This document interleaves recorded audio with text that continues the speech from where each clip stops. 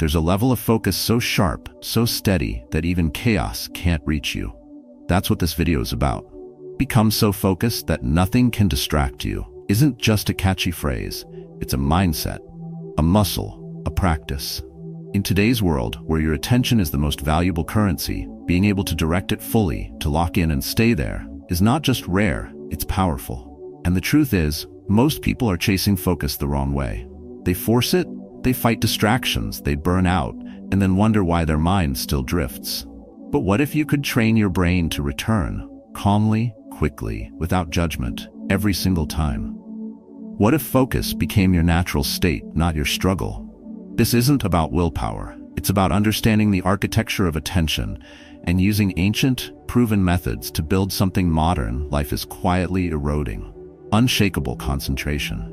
In the next few minutes, you'll learn how to stop forcing and start flowing, how to build your mental guardian, and how to anchor your mind like a warrior in battle. If this resonates, make sure to subscribe. This channel is where clarity meets action. And when you finish the video, don't just move on. Watch it again. Practice what you hear. Make it part of your day. And if you've ever struggled to stay focused or found your way out, share your story in the comments or with someone you care about, because the world needs more people who are present and unshakable.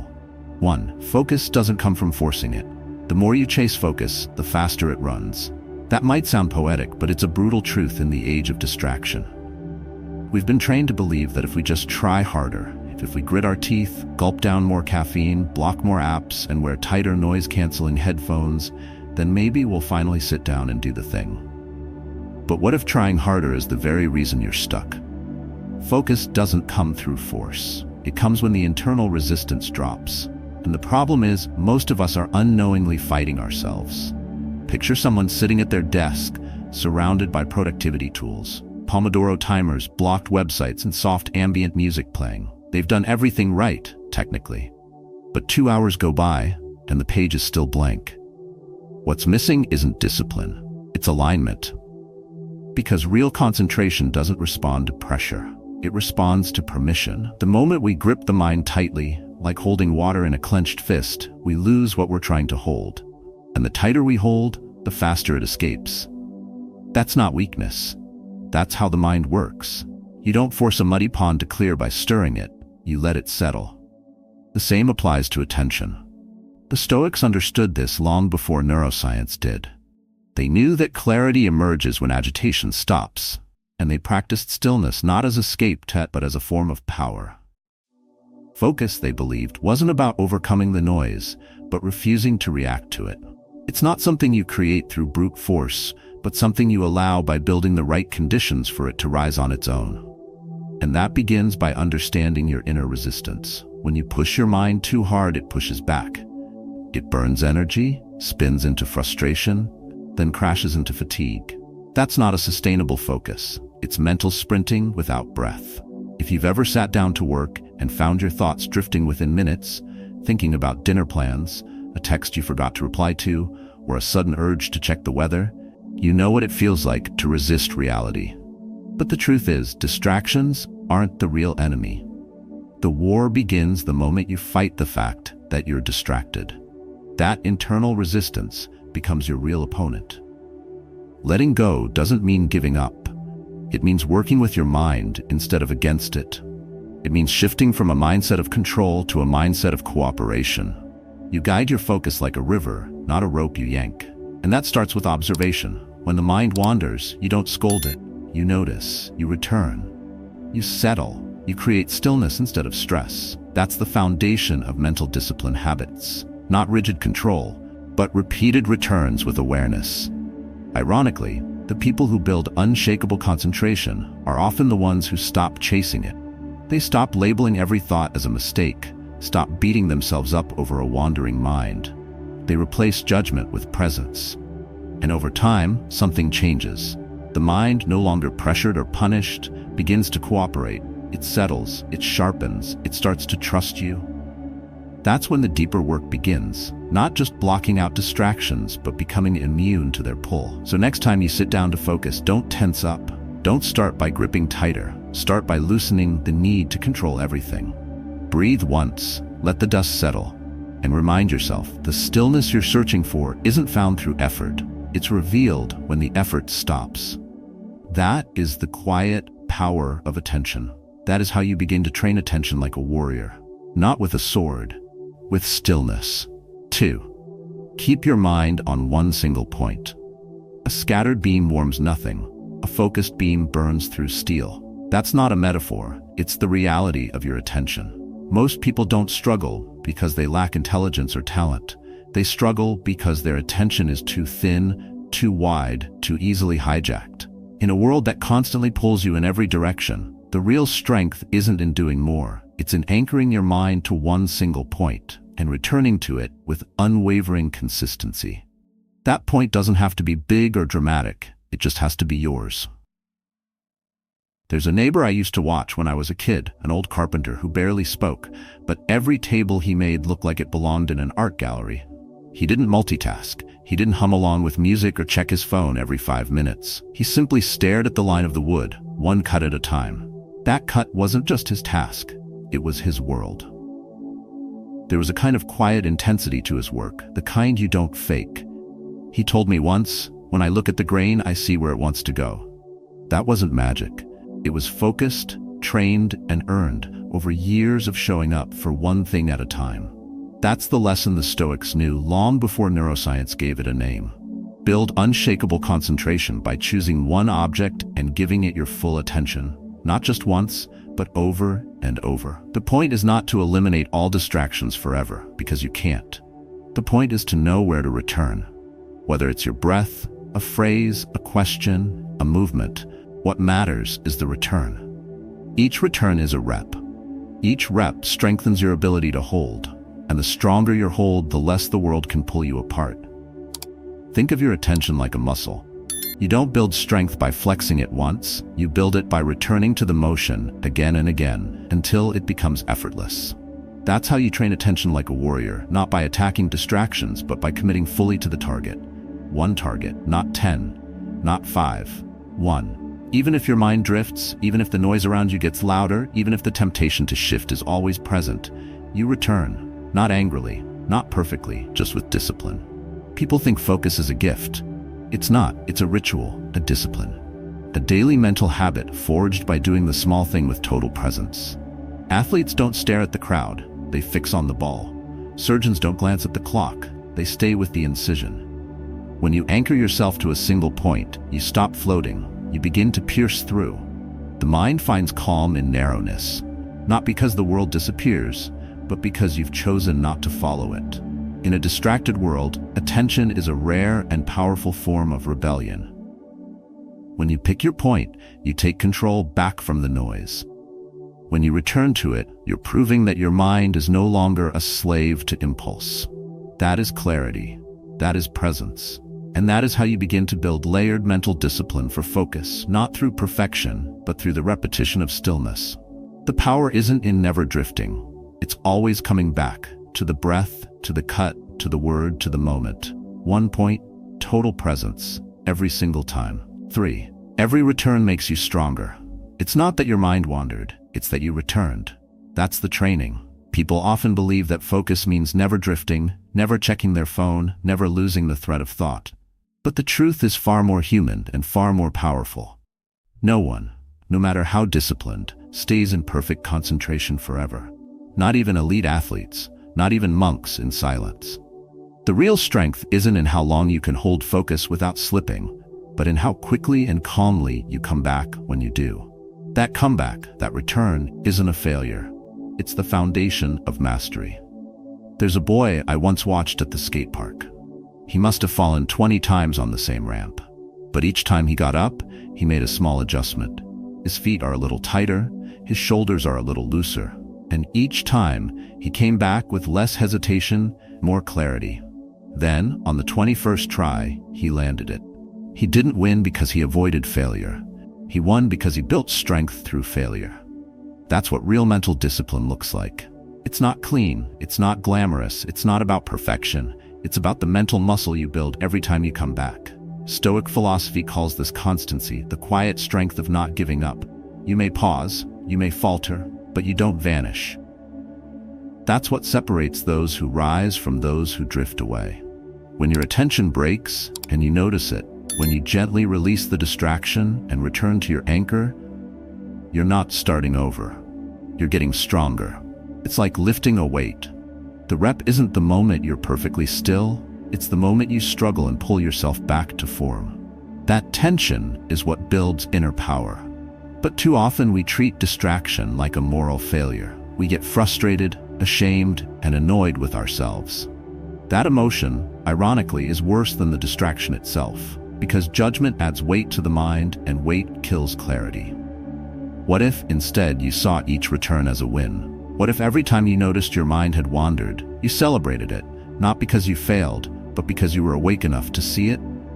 That shift in perspective is everything. It moves you from shame to training, from chaos to stoic clarity. You start to realize that your job isn't to be a robot, unfeeling and uninterrupted. Your job is to be like a craftsman, refining each movement, each cut, each breath, with presence and repetition. You return again and again, not because you're failing, but because you're alive to the process. Imagine your focus like a compass. It doesn't stay still because the world is still. It stays steady because you keep bringing it back to true north.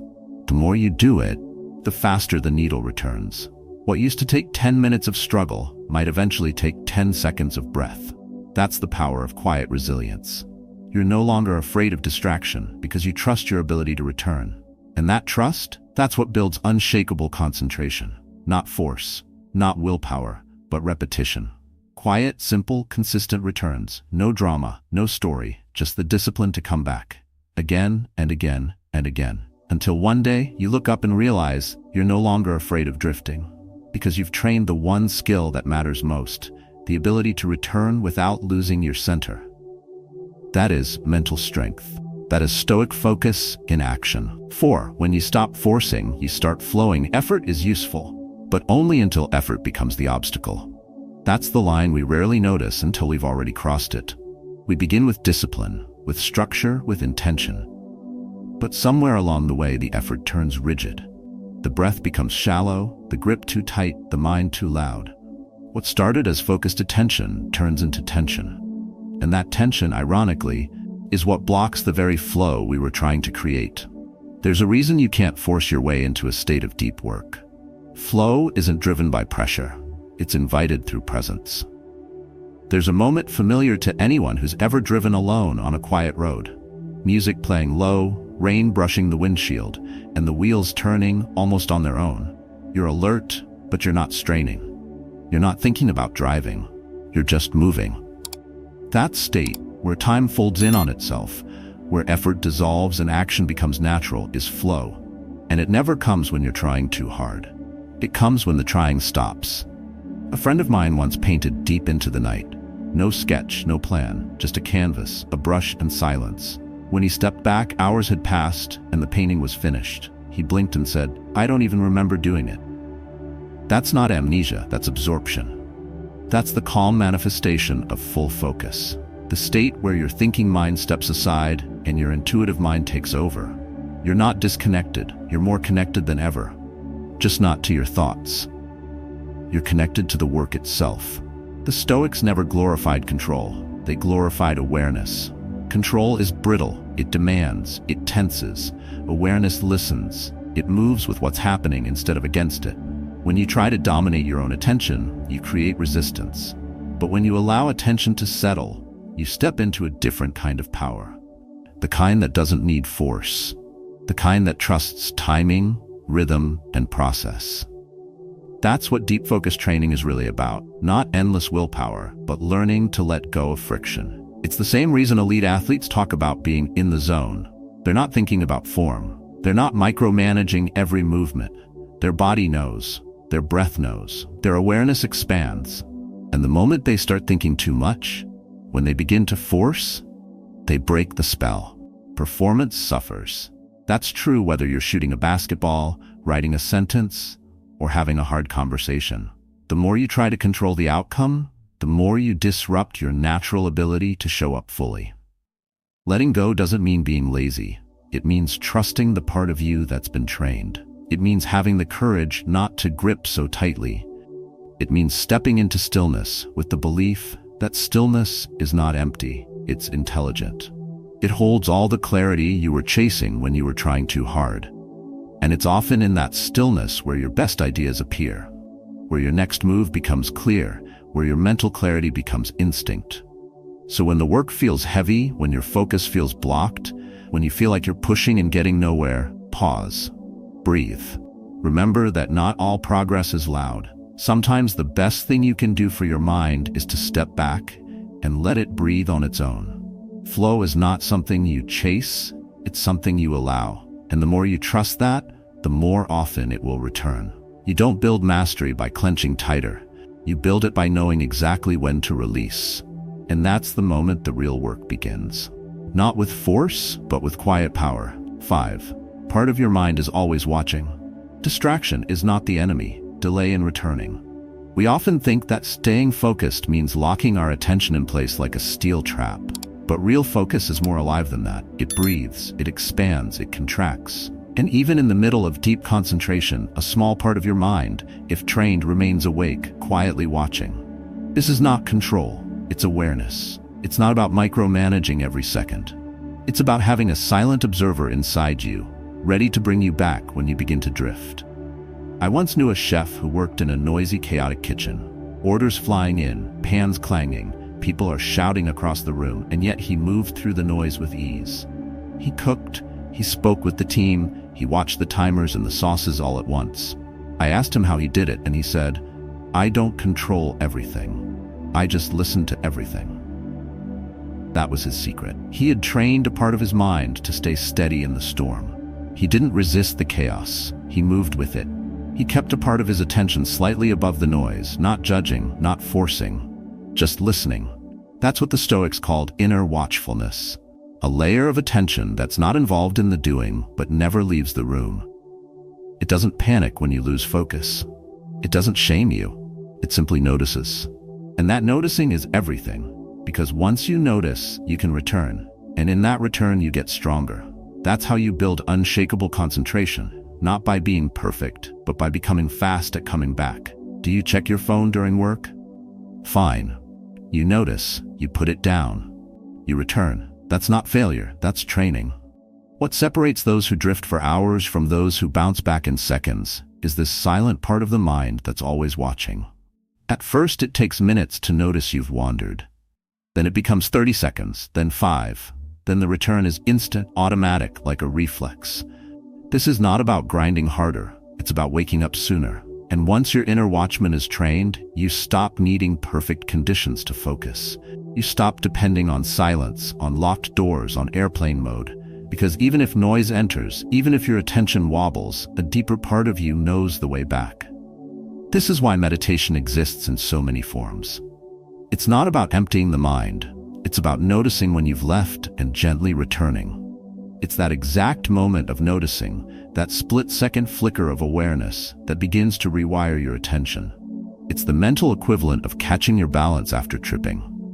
At first, it's clumsy, then it becomes instinct. And eventually, you don't fall at all. Or if you do, you're already halfway back before you hit the ground. What you're building here is emotional self-mastery, not just for focus, but for life. You're creating a mind that doesn't overreact, doesn't spiral, doesn't cling. It watches, it responds, it corrects without drama. And when that happens, you stop fearing distraction. You stop needing everything to go perfectly. You trust your return. You trust that part of you that's always watching. That's where peace lives. Not in silence, but in the ability to stay centered in the noise. Not in forcing your mind into submission, but in training your awareness to never fully leave. So when you drift, and you will, don't panic, don't fight, don't scold yourself, just notice and come back. Each return is a small act of strength. And every time you do it, you train the part of your mind that never sleeps, the one that watches, waits, and knows exactly where home is. 6. Unshakable focus is forged in chaos. The ones who train in silence fall apart in noise. The ones who train in chaos survive anything. That's not a clever saying, it's a law of mental strength. Because if your focus only works in perfect conditions, it's not real focus, it's borrowed clarity. And the moment life gets loud, uncertain, or fast, you crumble. That's the danger of building your attention in a vacuum. You might look composed when everything is still, but real focus is tested when the world gets messy. I once worked from a crowded cafe. There was a kid crying at the next table, someone on a video call behind me, and baristas shouting drink orders over the espresso machine. Every time I tried to lock in, I felt tension build in my jaw, my shoulders, and my breath. I kept thinking, if I could just get some silence, I'd get more done. Then I looked up and saw a young woman, maybe mid-20s, studying for the LSAT 2 tables away. Headphones on, book wide open, eyes steady. She highlighted, took notes, paused, and breathed. Her face didn't flinch at the noise. When she finally took a break, she smiled and stretched her wrists like she had just finished meditation. And that's when it hit me. Maybe it wasn't about the silence at all. We tend to believe that focus requires external order. But the Stoics taught something else entirely, that mental strength is built by training in discomfort, not by escaping it. That peace isn't found by avoiding chaos, but by refusing to be owned by it. The moment you accept this, your mindset shifts. Distractions stop being enemies.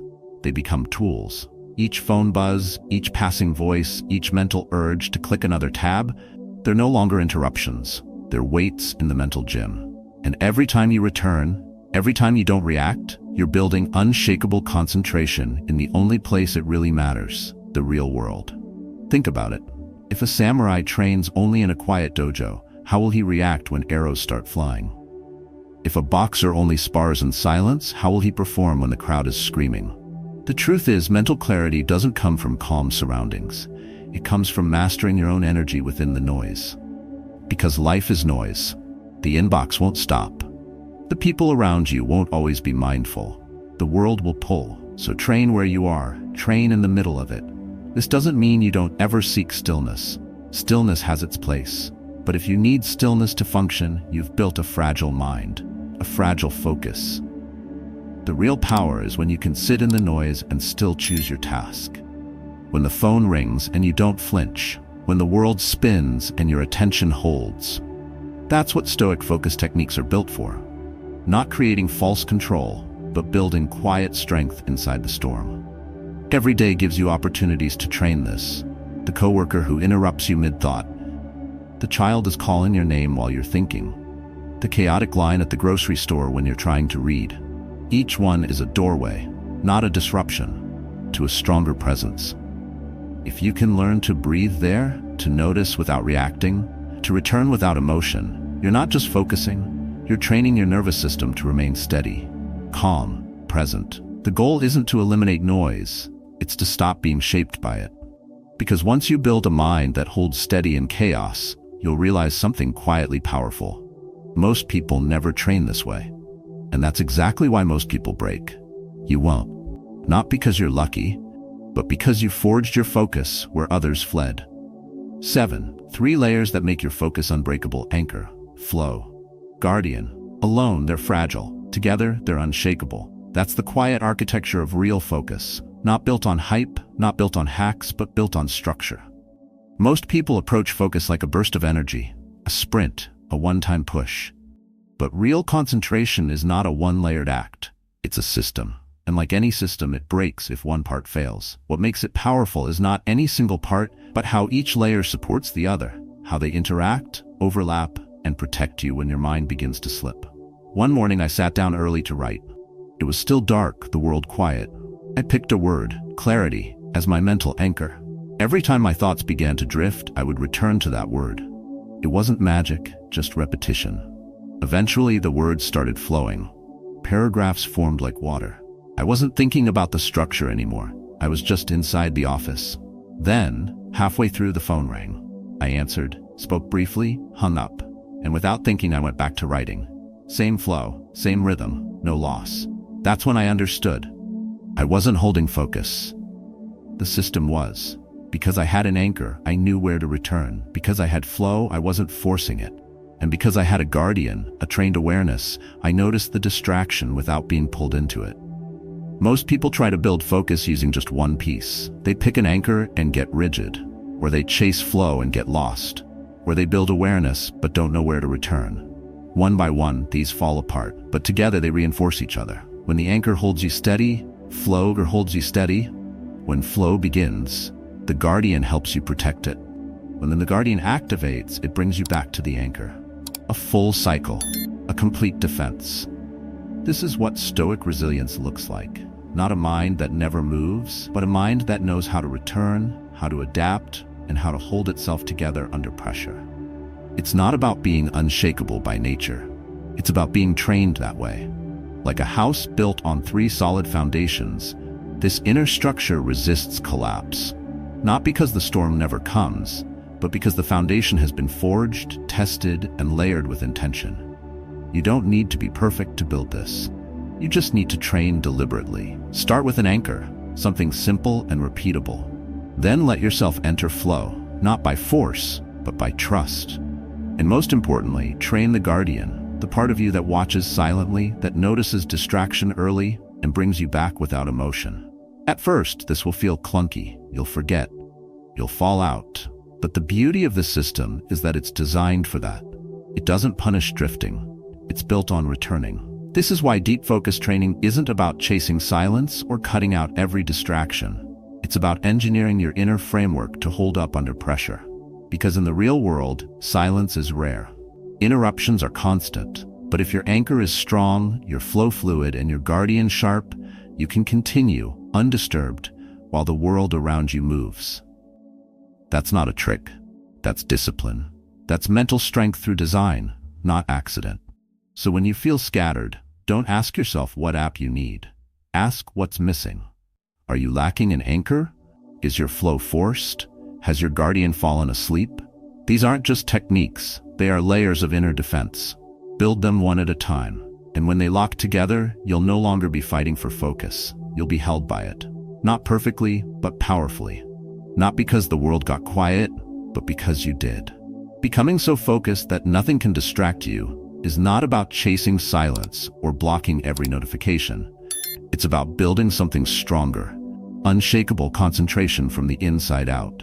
You now know the core. Anchor your attention, flow without forcing, and train the part of your mind that's always watching. This is how you shift from mental chaos to calm control. You don't need perfect conditions. You need layered discipline, the kind that holds steady even in the middle of noise. Each time you return to your focus point, even after drifting, you're not starting over. You're getting sharper. You're training your mind like a warrior, not for a perfect moment, but for real life. So don't wait for the world to quiet down. Quiet your mind first. Let your attention burn clean. Let your energy become focused, balanced, and free from force. Because in a distracted world, your ability to stay centered is a superpower. Now, we want to hear from you. Have you found your anchor? What helps you stay in flow? Share your story in the comments and let someone else grow from your journey. If this spoke to you, don't forget to like this video and subscribe. You're not alone on this path.